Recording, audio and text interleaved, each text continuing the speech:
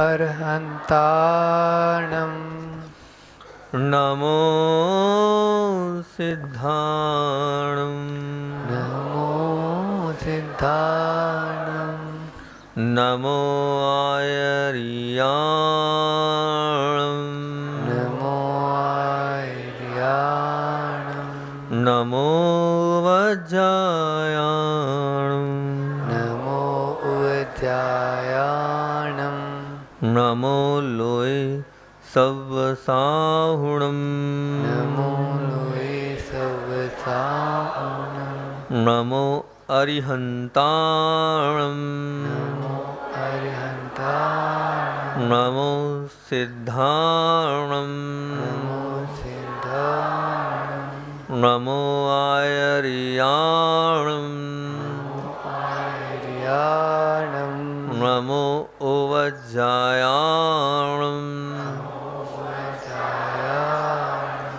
नमो लोय सव्वसाहुणं नमो लोये सवसाहुणं नमो अरुहन्ताणं नमो अरुहन्ताणं नमो सिद्धाणं नमो सिद्धाणं नमो आयर्याणं नमो वज्रायाणं नमो लोय सव्वसाहुणं बोलिए देवादिदेव 1008 मूल नायक श्री चंदापुर भगवान की, बंडी बामोरा के बड़े बाबा आदिनाथ भगवान की, परम उपकारी आचार्य भगवंत विद्यासागर महामुनि राज की, पूज्य संधान सागर जी निरंजन सागर जी महाराज की, परम पूज्य मुनि श्री 108 दुर्लभ सागर जी महाराज की। कल अपनी चर्चा चल रही थी भगवान के पास, प्रभु के पास, परमात्मा के पास अनंत गुणों की प्राप्ति की, और समय हो गया था तो उस विषय को हम पूरा नहीं दे पाए थे। उसी को हम आज आगे करते हैं कि जो हमारा दर्शन स्तुति का पाठ चल रहा है, उस दर्शन स्तुति में निज अनुभूति हेत, इस पर अपना व्याख्यान कल का चल रहा था। उसी को आगे बढ़ाते हुए हम कहते हैं, एक राजा था, वो बाहर अपने नगर से बाहर पर्यटन के लिए अथवा अपने आवश्यक कार्य के लिए गया था। अब वो बहुत दिनों के बाद जब अपने नगर वापस आता है तो बहुत अच्छे से पूरे नगर में उसका अभिवादन होता है, स्वागत होता है, बहुत अच्छे से उसकी भाव भक्ति से वहाँ के नागरिक लोग अभिवादन करते हैं। और होना भी चाहिए, कोई ऐसे बड़े व्यक्तित्व अगर आते हैं तो उनका अभिवादन होना चाहिए। और फिर तो उस देश का राजा वो स्वयं अपने नगर में बहुत दिनों के पश्चात पुनः आया था। जब वो आया, आने के बाद अपने महल में गया, और महल में जाने के बाद अपनी रानियों के पास अलग अलग 4 रानियां थी उसकी, चारों रानियों के अलग अलग महल थे। अब सबसे पहले वो पहली रानी के पास जाता है, और पहली रानी के पास जाकर वो क्या कहता है कि हमने आपसे पूछा था मैं बाहर हूँ, आने के बाद क्या लेके आऊँ? तो आपने कहा था मेरे लिए साड़ियाँ लाना। तो साड़ियाँ अपनी रानी को उन्होंने भेंट दी, और वहाँ से रवाना होकर दूसरे महल में पहुँचे। उन्होंने वहाँ भी यही, आपसे हमने पूछा था, मैं बाहर हूँ और इतने दिनों बाद आ रहा हूँ, तो क्या चाहिए तुम्हें? आपकी अपेक्षा थी कि मुझे आभूषण चाहिए। ये आभूषण से भरा अनेक प्रकार के, नाना प्रकार के सुंदर सुंदर आभूषण वो समर्पित कर दिए रानी के चरणों में।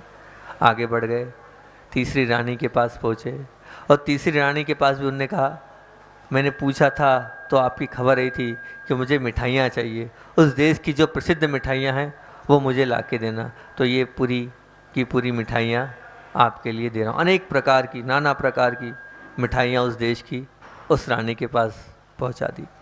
अब चौथी रानी के पास जाते हैं और जाने के बाद राजा साहब अपनी तीनों रानियों के पास खबर पहुंचा देते हैं, अब आज के बाद मैं नहीं आऊँगा। क्या खबर पहुंचा दी? अब आज के बाद मैं नहीं आऊँगा, मैं अपनी चौथी रानी के पास ही अब जीवन भर रहूँगा। मैं अपनी चौथी रानी के पास ही अब जीवन भर रहूँगा। जब तीनों रानियों को ये पता चलता है तो घबराती भी दौड़ी दौड़ी आती है और राजा से कहते हैं, हमने ऐसी क्या गलती कर दी, हमने ऐसी क्या गलती कर दी जो आप अब हमारे पास नहीं आएंगे।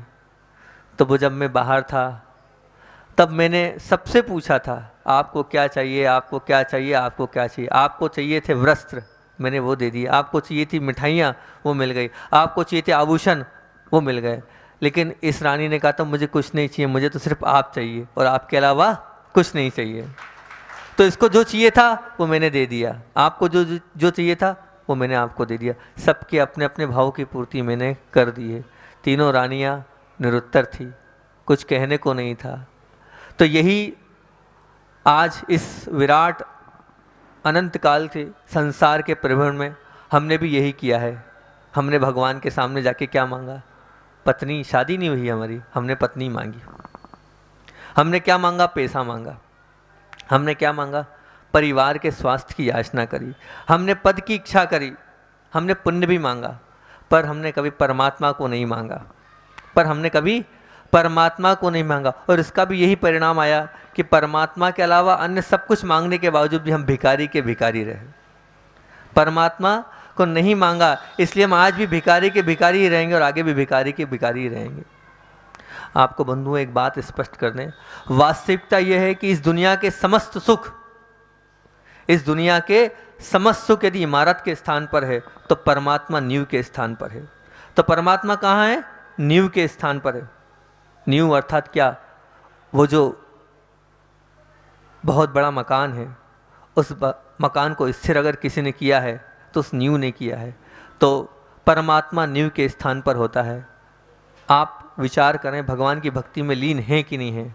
अगर भगवान की भक्ति में लीन हैं तो आप नींव का काम कर रहे हैं, और नहीं हैं, आपकी भक्ति भगवान के प्रति, श्रद्धा भगवान के प्रति कैसी होनी चाहिए? तो मैं बताता हूँ किस प्रकार की होनी चाहिए। धनंजय कवि का आपने नाम सुना होगा, सुना है? विशापहार स्तोत्र के कर्ता। वो भगवान की भक्ति में लीन थे, और ऐसे लीन थे भगवान की भक्ति में कि किसी से कोई मतलब नहीं, क्या हो रहा है क्या नहीं हो रहा है। उनके सुपुत्र को, कुल रत्न को, एक ही बेटा था, एक ही बेटा, और उसको सर्प ने काट लिया। सर्प चढ़ता गया। पत्नी ने जब घर खबर भेजी, सेठ थे बहुत बड़े, धनंजय के पास वो आए नौकर, वो सुनने को तैयार नहीं है, वो तो अपनी भक्ति में लगे हैं। जब पता चला कि वो सुन नहीं रहे हैं तो स्वयं सेठानी अपने बच्चे को ले आई, अब बचाओ इनको, कैसे बचाओगे? आपके भगवान बचाएंगे कि आप बचाओगे? वो मुस्कुराए और प्रभु भक्ति में लीन हो गए, और वो प्रभु भक्ति के माध्यम से क्या हुआ? वो विष भी निर्विष हो गया। कैसे हुआ? प्रभु के भक्ति से, क्योंकि परमात्मा को उन्होंने नींव माना था कि परमात्मा ही नींव है। अगर मैंने परमात्मा की आराधना करी तो मुझे सब कुछ मिल जाएगा, जो मैं चाहता हूँ वो सब मिलेगा। तो इमारत के स्थान पर भले ही आपके सुख हैं, लेकिन नींव के स्थान पर क्या है? परमात्मा है।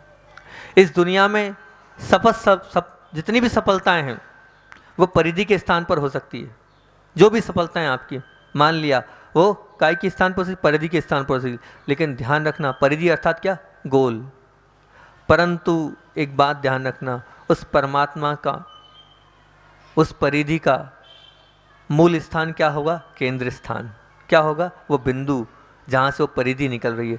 तो ये जो परमात्मा है ना, ये परमात्मा भी उस केंद्र स्थान के रूप में है। वो गोला कहाँ से खींचेगा बताओ? कहीं ना कहीं तो उसको गोला खींचने के लिए रखना पड़ेगा ना।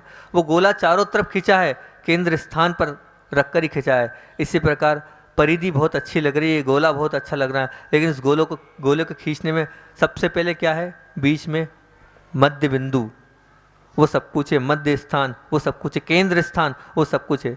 तो आपका परिधि भले ही आपके सुख के लिए, सुविधा के लिए हो सकती है, देखने के लिए हो सकती है, लेकिन उसका मूल आधार क्या है? केंद्र स्थान। वह मध्य बिंदु है। इसी प्रकार भगवान भी उस मध्य बिंदु की तरह है। अगर हमने भगवान को मध्य बिंदु के रूप में माना है तो निश्चित हमें सफलता अवश्य मिलेगी। और आगे बढ़ें तो आपकी जितनी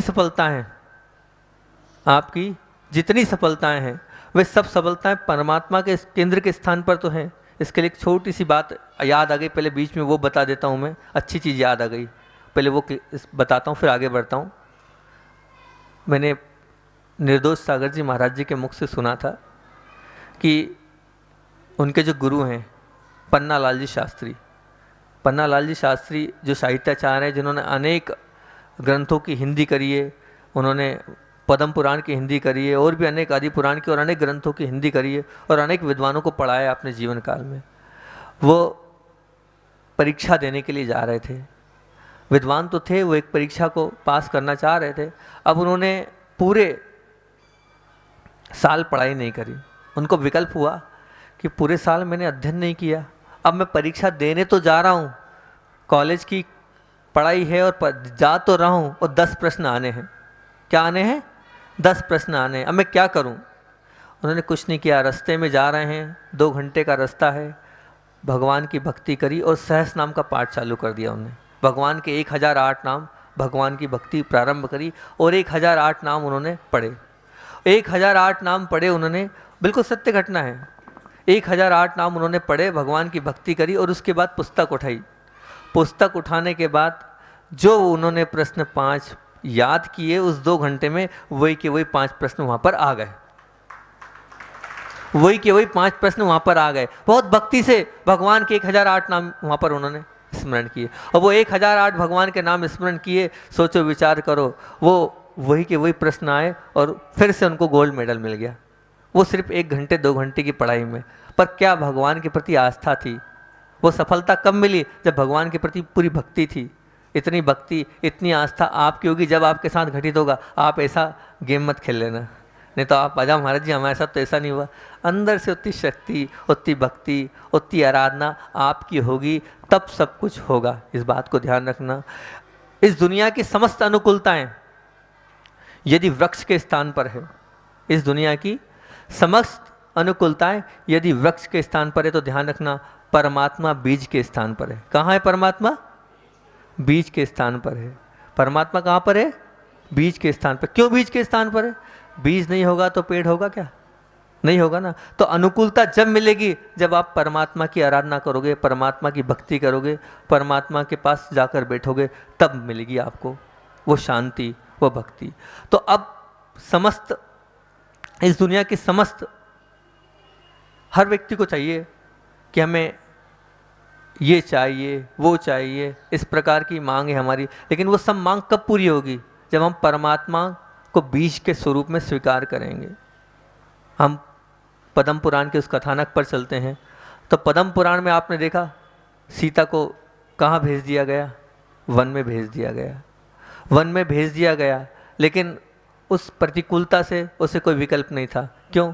क्योंकि उसके पास तो उसके हृदय में परमात्मा विराजमान थे और उन परमात्मा के विराजमान होने से और उस भक्ति से उन्होंने उस जंगल में भी सब कुछ भला होता चला गया और 2 पुत्र लव और कुश को भली भांति सब उसका निर्वाह किया। तो किस बेस पे किया? कोई नहीं था उसके पास तो, लेकिन परमात्मा थे। जब उनको जंगल में छोड़ा गया तो एक ही बात सीता ने कही थी। क्या कही थी आपको ध्यान है? पद्म पुराण की सबसे अच्छी बात है वो बात आचार्य श्री हमेशा बोलते हैं।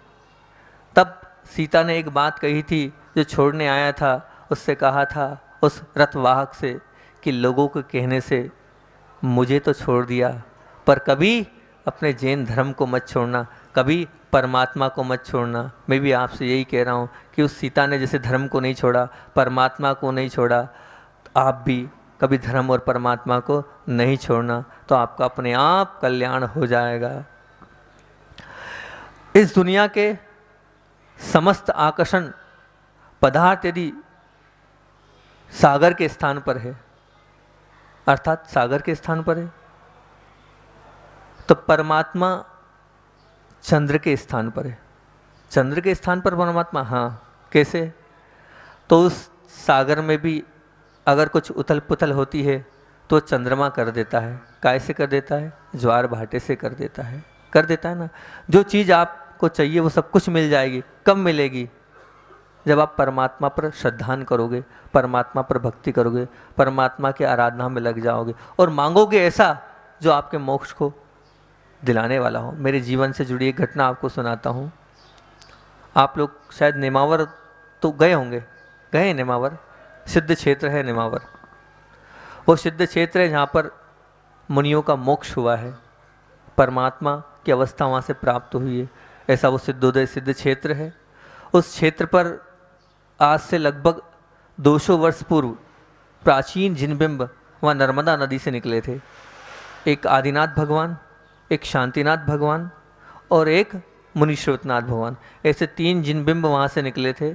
अभी कुछ साल पूर्व और पार्श्वनाथ भगवान निकले, तो एक खातेगांव पहुँच गए, एक हरदा में है और एक नेमावर में है गांव के मंदिर में, और एक वहाँ पर विराजमान है। हुआ ये कि हर बार, मतलब हर बार से तात्पर्य हम लोगों की ब्रह्मचर्य अवस्था में संघ में एंट्री हो गई थी लगभग सन 1999 से 2000 में। उसके बाद इच्छा ये थी कि जल्दी से जल्दी दीक्षा हो, जल्दी से जल्दी दीक्षा हो, भावना ये थी। और हर वर्ष ऐसे ही होता था कि हम बड़े बड़े बाल करके चतुर्मास में जाते थे कि इस बार दीक्षा होनी है, होगी। 1 साल हुआ, 2 साल हुआ और तीसरे साल तो पूरा लगभग फाइनल था, अमरकंटक में दीक्षा होनी ही थी। पर तेज कर्म का उदय था, उस बार भी दीक्षा नहीं हुई हमारी। बहुत अंदर से विकल्प रहा, कब ये कपड़े उतरेंगे। तो हर बार चतुर्मास के प्रारंभ में हम लोग सब ब्रह्मचारी लोग जाते थे। टोपी मंडल था हमारा, प्रभात मंडल भी लोग उसको कहते थे। तो सब लोग जाते थे। तो जाने के पहले जब हम अपने घर से निकले तो सबसे पहले हम खातेगांव के मुनिश्रोतनाथ भगवान के सामने एक ही श्रीफल रखा। हे प्रभु, कुछ नहीं मांग रहा हूँ मैं। मांगने की चर्चा चल रही थी प्रभु से मांगने की, तो यहाँ मैं बता रहा हूँ कि क्या मांगा था हमने यही मांगा, हे प्रभु कुछ नहीं मांग रहा हूँ, बस अगली बार पीछे कमंडल के साथ आना चाहता हूँ, इसके अलावा और कोई भावना नहीं है। अगली स्थान पर पहुँचा मैं नेमावर, वहाँ भी यही भाव से नारियल चढ़ाया। प्रभु कुछ नहीं चाहिए, सिर्फ पीछे कमंडल चाहिए, उसके अलावा कोई अपेक्षा नहीं है। वहाँ भी दर्शन किए। वहाँ से क्षेत्र में आया, पार्श्वनाथ भगवान जो अभी पुल बन रहा था तब निकले थे, वहाँ भी यही भावना भाई और नारियल चढ़ाया। प्रभु कुछ नहीं चाहिए, सिर्फ क्या चाहिए? दीक्षा चाहिए, अगली बार आपके दर्शन पीछे कमंडल से हो। वहाँ से आगे बढ़े और हरदा से हमारी ट्रेन थी जबलपुर के लिए। हरदा में आए और हरदा में भी शांतिनाथ भगवान के सामने एक ही भीख मांगी, प्रभु कोई मांग नहीं है, सिर्फ जिनेश्वरी दीक्षा की मांग है। वहाँ भी ये नारियल चढ़ाया और आगे बढ़ गए। और क्या पता क्यों ये भाव था कि निश्चित तौर से मैंने बहुत भक्ति करी है, मेरी भक्ति जो हुई है वो पूरी होगी और मुझे निश्चित तौर से दीक्षा मिलेगी। और हुआ भी यही। हम वहाँ पहुँचे और पहुँचने के बाद, आज या कल पहुँचे थे हम, और पहुँचने के बाद छठ, यानी आज से 17 दिन बाद हमारी उस वक्त नेमिनाथ भगवान के तप कल्याणक के दिन दीक्षा हो गई। आप भी कुछ ऐसा मांगो ना, इसी प्रकार की कोई मांग करो तो बहुत अच्छा रहेगा। क्या मांगो? इसी प्रकार की चीज़ मांगो जिसमें मोक्ष मार्ग आगे बढ़े। घर, परिवार, पैसा, ये तो बहुत मांग लिया, इसको मत मांगो। अब तो क्या मांगो आप? ऐसी चीज़ मांगो जिससे अपना कल्याण हो जाए। इस जगत की समस्त श्रेष्ठताएँ सूर्यमुखी फूल के समान है। तो ध्यान रखना, परमात्मा सूर्य के स्थान पर है। क्यों सूर्य के स्थान पर है? कि जब वो फूल खिलेगा तो किससे खिलेगा? किससे खुलेगा? सूर्यमुखी का फूल खिलता है तो सूर्य से ही खिलता है। तो ध्यान रखना, आपकी हर इच्छा पूरी हो जाएगी, कोई बाधा नहीं है, हर बात आपकी पूरी होगी। पर ध्यान रखना, मांगने से पूरी नहीं होगी। आप तो बस लग जाओ, प्रभु भक्ति में लीन हो जाओ। प्रभु भक्ति में आपका अपने आप सब मिलता चला जाएगा। मांगने की आपको ज़रूरत ही नहीं है। जिस भूल को हम अनंत काल से करते आए हैं उसके शिकार बनते आए कि हम उस भूल को भूल जाएं और अपने वापस स्थान पर लौट चलें। पदार्थ चले जाए उसकी परवाह ना करें, बेपरवाह हो जाएं आप कि ये मेरा चला गया, मेरा वो चला गया, नहीं। आप उसको भूलकर सिर्फ परमात्मा की मांग करें, परमात्मा बनने की मांग करें, परमात्मा बनने की इच्छा करें, तो अपने आप आपको सब कुछ मिल जाएगा। अब बामोरा वाले कम से कम इतनी भावना रखें कि भगवान के पास जाकर हम कुछ नहीं मांगेंगे, तो मैं समझूंगा कि आपका सुनना सार्थक हो गया। क्या मांगोगे? क्या मांगना है? एक ही चीज़ ध्यान रखना, एक नियम ले लो। आज मैं जो सूत्र बोल रहा हूँ वो सूत्र आपको प्रतिदिन भगवान के पास बोलना है। वंदे तद्गुण लब्धे। क्या बोल रहा हूं मैं?